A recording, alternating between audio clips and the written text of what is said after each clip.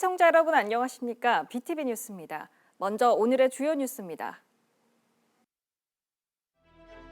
2030 엑스포 개최국 선정을 위한 국제박람회기구 실사단의 부산 방문 이틀째에는 엑스포를 유치할 경우 행사장으로 사용될 북항 일대를 찾아 현장을 직접 확인했습니다. 세계박람회 실사단이 방문하지 않는 지역에서도 유치 열기는 뜨겁습니다. 서구에서는 유치기원 콘서트가 열렸고 거리마다 주민들이 부산 유치를 외치고 있습니다.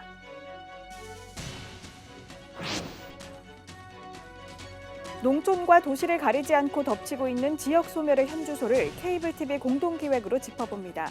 첫 순서로 학령 인구 감소에 따른 변화를 연속 보도합니다.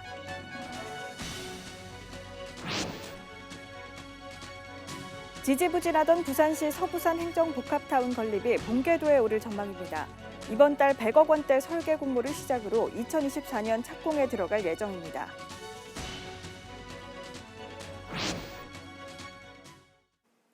(2030) 엑스포 개최국 선정을 위한 국제박람회기구 실사단의 부산 방문 이틀째에는 엑스포를 유치할 경우 행사장으로 사용될 북항 일대를 찾아 현장을 직접 확인했습니다. 이번 실사의 핵심입니다. 김윤정 기자가 현장을 다녀왔습니다.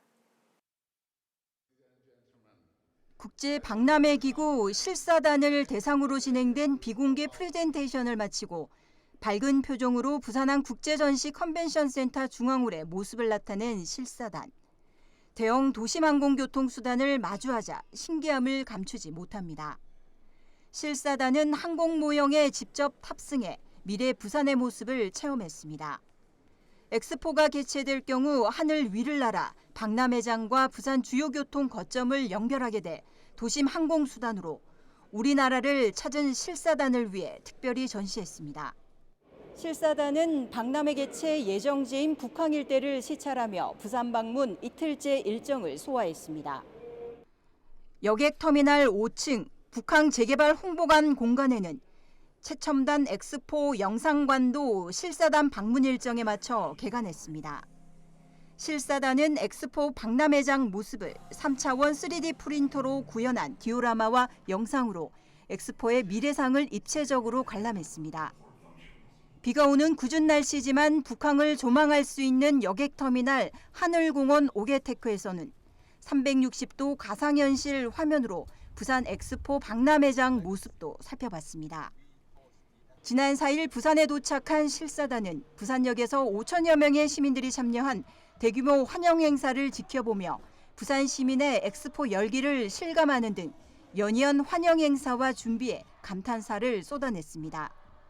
2030 월드 엑스포 개최지는 오는 11월 회원국 투표를 거쳐 최종 결정됩니다. BTV 뉴스 김윤정입니다. 세계박람회기구 실사단이 방문하는 곳마다 멋진 부산을 보여주기 위한 노력들이 이어지고 있습니다. 실사단이 직접 가지 않는 곳에서도 유치 열기는 뜨거운데요. 낙후된 원도심을 되살리기 위해 서구에서도 한뜻으로 부산 유치를 외치고 있습니다. 장동원 기자입니다. 세계박람회 부산 유치를 바라는 콘서트가 동아대 부민 캠퍼스에서 열렸습니다. 학생들과 주민들은 한 목소리로 힘차게 부산 유치를 외칩니다. 부산의 유치! 학생들은 엑스포가 부산을 세계적 관광지로 또 경제 발전을 통해 많은 일자리를 가져다 줄 것으로 기대하고 있습니다. 일자리 창출도 되고 그리고 볼거리도 많아지고 관광객도 많이 유입되니까 좋을 거라고 생각합니다. 부산에 꼭 유치됐으면 좋겠습니다. 지난 4일 부산에 도착한 실사단이 서구를 직접 방문하지는 않지만 유치 열기는 여느 곳 못지 않습니다. 정말 외자도 뿌리들이고 또 우리 서구가 국제적인 의료관광도시로 발돋움하고 명성을 얻을 것이라고 저는 확신합니다. 서구의 부산 유치 캠페인은 지난달부터 계속되고 있습니다. 주요 거리에서 주민들은 한뜻으로 부산 유치 분위기를 고조시킵니다. 부산 세계박람회 유치를 응원합니다! 응원합니다! 응원합니다! 응원합니다! 우리 서구는 너무 낙후된 지역이라서 엑스포를 열모로 해서 외국인들도 많이 오시면 좋겠고요. 지난 1일에는 송도해 수욕장에서 유치기원 걷기 대회가 열렸고 6일에는 국가무형문화재 전남 진도식김굿이 서구를 방문해 공연을 펼치며 부산 유치에 힘을 보탭니다. BTV 뉴스 장동원입니다. 부산소방재난본부는 6일 광안리에서 개최될 엑스포 유치기원 불꽃쇼에 많은 인파가 몰릴 것으로 예상된다며 소방안전대책을 마련했습니다.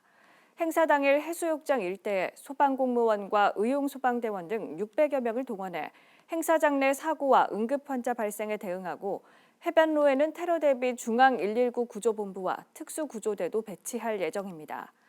특히 소방청에서는 현장 연락관을 파견해 안전사고 유무를 실시간으로 확인해 보고하는 상황 보고 체계를 강화하기로 했습니다.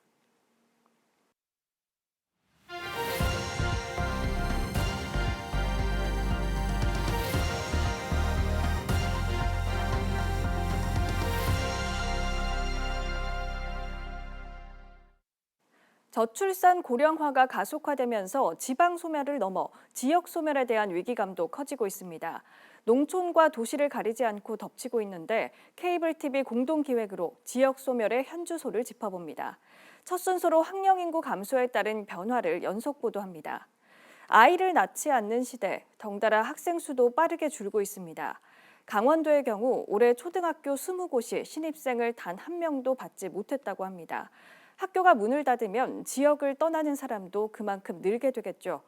지역의 작은 학교 살리기, 대안은 있을까요? LG 헬로비전 전소연 기자입니다. 강원도 횡성군의 한 초등학교입니다. 전교생은 단 4명, 올해 입학생은 1명도 없습니다. 3년 전까지만 해도 11명이었던 학생 수는 이제는 통폐합을 걱정할 정도로 줄었습니다.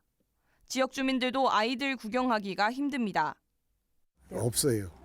애들 보기가 힘들어요. 골목에서. 그래도 우리네도 이래 다니다가 애들 소리만 나도 아주 엄청 반가움을 느끼는데 애들을 만날 수가 없어요.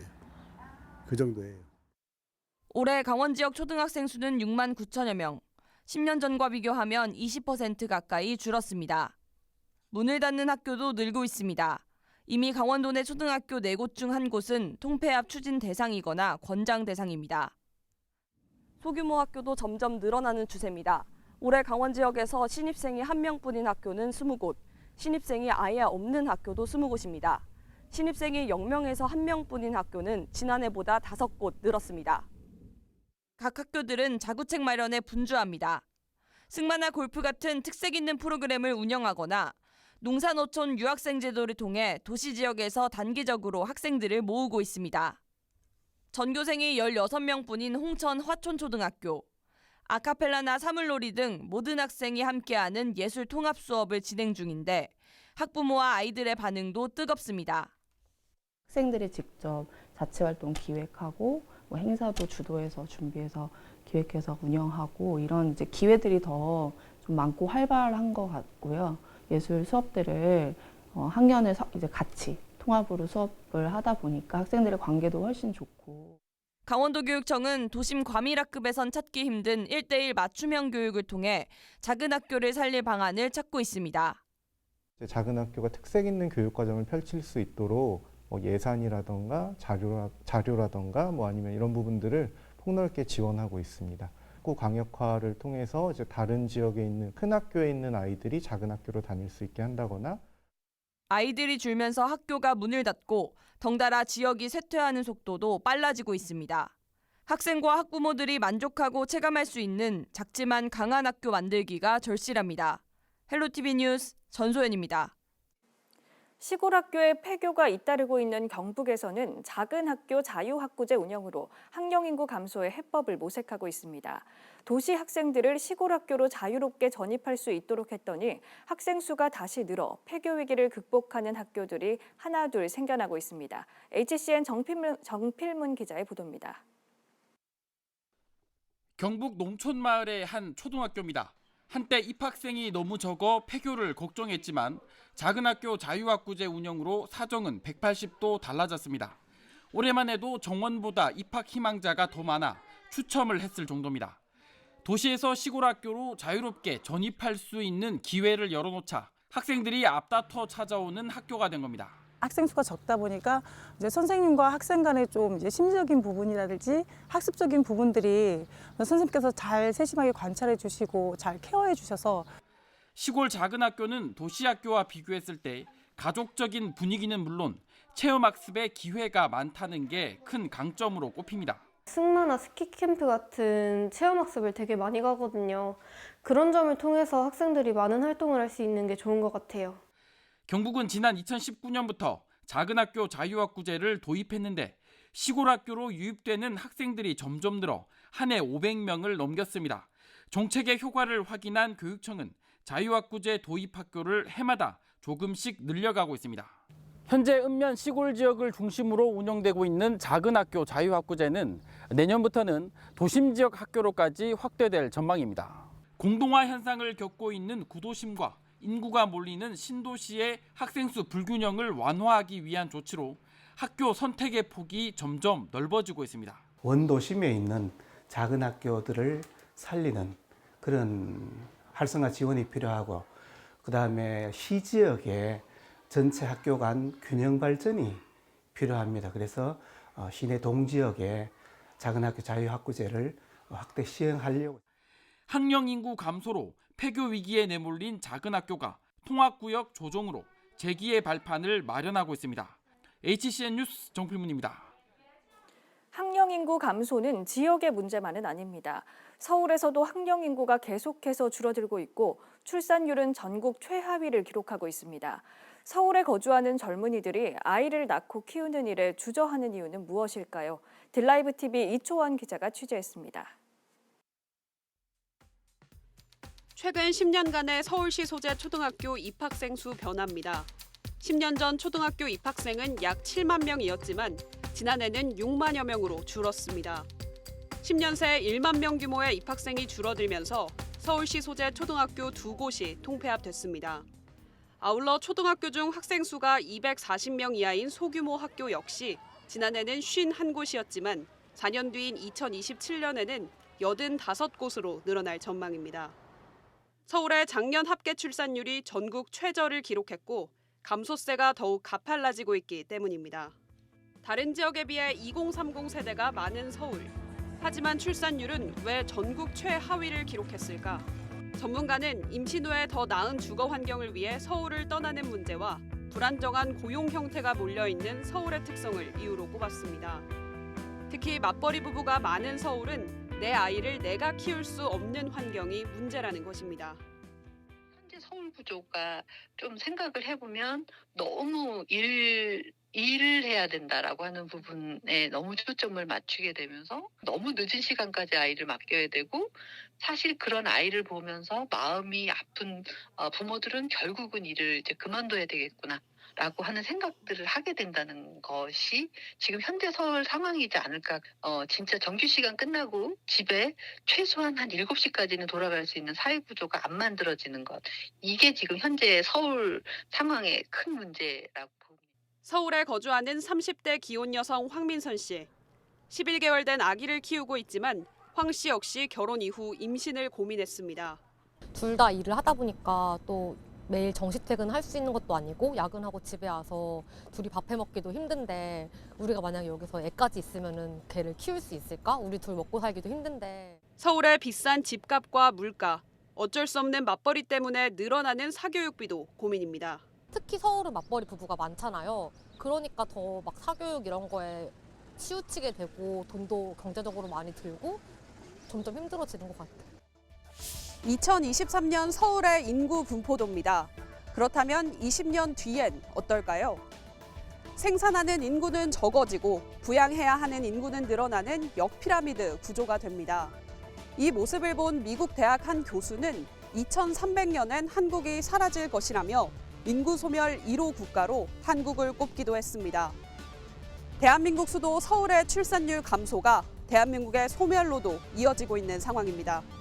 딜라이브 뉴스 이초원입니다.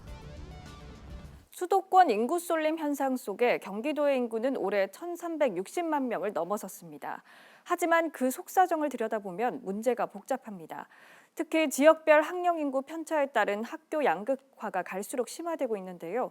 아이들이 넘쳐나는 신도시는 학교가 턱없이 모자라고 구도심이나 외곽은 학생이 없어 학교 문을 닫게 생겼습니다. BTV 뉴스 박희분 기자가 보도합니다. 경기도 평택 고덕 국제 신도시에 있는 한 초등학교입니다.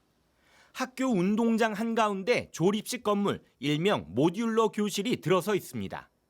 개교 4년 된 이 학교는 해마다 입학하는 학생 수가 급증해 건물을 증축한 데 이어 지난해에는 모듈러 교실까지 짓게 됐습니다.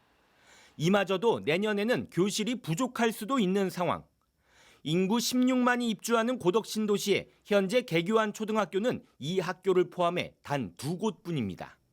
물론 이제 앞으로 이제 3개 학교는 더 이제 개교할 예정이 있는데요. 3개 학교가 개교를 한다고 치더라도 앞으로 입주할 단지가 그 수를 훨씬 더 넘어섭니다. 그러다 보면 앞으로도 계속 이제 과밀이 쭉 이제 예정이 돼 있죠. 신도시에서 불과 2km 떨어진 구도심에 위치한 이 초등학교는 교실이 남아돕니다. 90년대에는 전교생이 3,000명에 달할 정도로 지역을 대표하는 학교였지만 구도심으로 밀려난 뒤로 학생 수가 급격히 줄어들어 지금은 217명에 불과합니다. 도시가 좀 뭐라 그럴까 침체되고 또 여기 사시는 분들도 다른 외부적으로 다 나가다 보니까 동문들도 전과 같이 많이 모이는 계획도 없고 또한 학생 수들도 줄고 있으니 외곽 지역으로 가면 상황은 더 심각해집니다. 안성시 일중면에 있는 이 초등학교는 개교 59년 만인 올해 문을 닫고 인근 초등학교로 통폐합됐습니다. 지난해 전교생 수는 28명, 신입생 입학은 없었습니다. 신도시는 아이들이 넘쳐나 학교가 모자란 판국이지만 경기 외곽 지역으로 가면 이렇게 문 닫는 학교가 늘어나고 있습니다. 경기 지역에서는 최근 5년 동안 17개 학교가 폐교됐는데요. 수도권으로의 전입 인구가 급격히 늘어나 경기도는 전국에서 가장 많은 인구가 살고 있지만 출생률 저하에 따른 학령 인구 감소는 피해가지 못하고 있습니다. 경기 지역의 학교 양극화 현상은 가속화되고 있습니다. 지난해 12월 기준 학급당 28명 이상 과밀학교는 도내 2,468개 학교 가운데 절반에 가까운 1,116개에 달합니다. 반면 초등학교 학생 수가 240명 이하인 학교는 지난 2011년 44곳에서 10년 만에 73곳으로 증가했습니다. 전국에서 대규모 공동주택 사업이 경기도에 가장 많이 집중된 만큼 인구 유입에 따른 과밀학교가 늘어나고 있지만 구도심이나 외곽 지역은 학령 인구 감소에 따른 학교 소멸 위기를 겪고 있는 겁니다. 도시가 개발될 때부터 교육을 어떻게 할 것인지 그리고 어느 정도의 유입 인구를 예상하는지 이런 걸 좀 정확하게 산출할 필요가 있을 것 같고 학생 수가 줄어드는 거는 학교에 훨씬 더 자율성을 많이 줘야 된다고 생각하고 학생 맞춤으로 운영할 수 있는 특화된 교육 프로그램들을 많이 발굴을 해서 신도시 쏠림에 대한 교육환경 지원책과 함께 인구 감소 지역의 학교 소멸 현상을 아우를 수 있는 종합관리 대책 마련이 시급한 상황입니다. BTV 뉴스 박희붕입니다.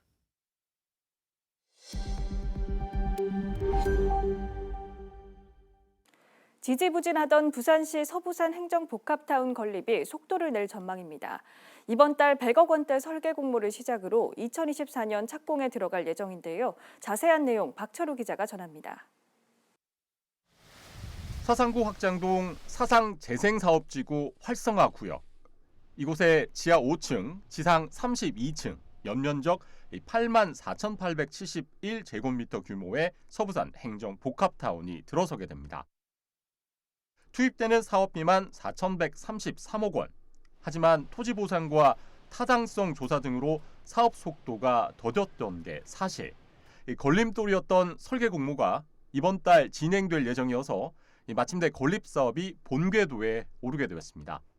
디지털 복합타운하고 상상 허브 단지가 함께 조성이 되기 때문에 그 사상구가 서부산의 이 핵심 도시로서 첨단 산업 도시로 재도약하는데 그 계기가 되지 않을까 싶습니다. 오는 2027년 완공 예정인 서부산 행정복합타운 사업은 단순히 부산시 제2청사 개념을 넘어 사상 지역의 현재와 미래 발전, 비전 등을 담을 예정입니다. 부산시 개발 담당 부서인 도시균형발전실과 건설본부 등 19개 기관도 이곳에 입주하게 됩니다. 특히 서부산 행정복합타운 주변에 콘텐츠 기업이 집적된 디지털 복합타운과 산업단지 상상허브 사업도 추진돼 사상구가 첨단 산업단지로 전환할 수 있도록 기틀을 마련할 것으로 보입니다. 그동안 사업비 미확보와 수익성 조조평가 등의 발목을 잡히며 7년을 끌었던 서부산 행정복합타운. 올해 설계 공모를 시작으로 건설 사업이 속도를 내면서 단순 청사가 아닌 서부산 재생의 핵심으로 도약할지 기대를 모으고 있습니다. BTV 뉴스 박철우입니다. 4일 오후 40분쯤 서구 암남동 수산물 가공단지의 한 공장 4층에서 불이 나 50분 만에 꺼졌습니다. 불이 나자 위층에 있던 5명이 대피해 인명피해는 없었고 소방서 추산 110만 원 상당의 재산 피해가 났습니다. 경찰과 소방은 김 건조기 과열로 불이 난 것으로 보고 정확한 화재 원인을 조사하고 있습니다. 5일 새벽 3시 반쯤 사하구 당리동의 한 공동주택에서 불이 났습니다. 다행히 인명피해는 없었지만 60대 여성이 연기를 마셔 병원으로 옮겨졌습니다. 경찰과 소방은 켜놓은 촛불이 벽면에 옮겨 붙으며 불이 난 것으로 보고 정확한 화재 원인을 조사하고 있습니다. 이어서 포토뉴스입니다. 바르게 살기 운동 부산시 사상구 협의회는 지난달 28일 관내 어려운 이웃 120세대를 대상으로 건강과 이웃사랑을 나누는 밑반찬 나눔 행사를 펼쳤습니다. 사상구 주례 3동 행정복지센터는 지난달 30일 부산 주례 새마을금고로부터 330만 원 상당의 백미 151포를 기탁받았다고 밝혔습니다. 기탁받은 물품은 관내 홀로 어르신과 저소득 가정 등 취약계층에 전달될 예정입니다. 북구 만덕삼동 자율방재단은 지난달 31일 2030 부산세계박람회 유치에 힘을 보태고자 차량 이부제 동참을 위한 홍보 캠페인을 펼쳤습니다. 수영구 수영동 행정복지센터는 지난달 28일 새마을 문고 수영동 분회에서 관내 다문화 가정 5세대에 신학기를 맞아 도서와 문화상품권을 지원했다고 밝혔습니다. 수영구 밀락동 행정복지센터는 지난달 31일 밀락동 지역사회보장협의체와 홀트 수영종합사회복지관 주관으로 어르신들을 위한 디지털 교육 TMI 라이프의 오리엔테이션과 협약식을 개최했다고 밝혔습니다. 남구 용호일동 행정복지센터는 지난 2일 2030 부산세계박람회 실사단 동선 구간인 용호동 신선로 일원에서 생활쓰레기를 수거하는 등 환경정비 행사를 가졌습니다.